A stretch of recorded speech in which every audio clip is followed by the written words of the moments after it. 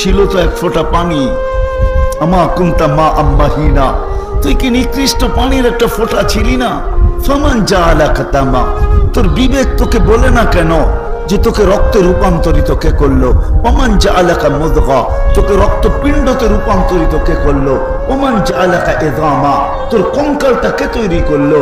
Oman কাসা আলাইহি লাহমা, এর উপরে গোশত আর চামড়ার এরকম সুন্দরভাবে আবরণ কি করে চড়াইলো যে যুবক এই আবরণ দেখা বিষের বোতল ডক ডক ডক ডক করে পান করতে চায়? মনে হয় বোঝেন নাই? হ্যাঁ, আবার নারীও ওড়না গলার ভিতরে লাগায় ঝুলা যেতে চায়।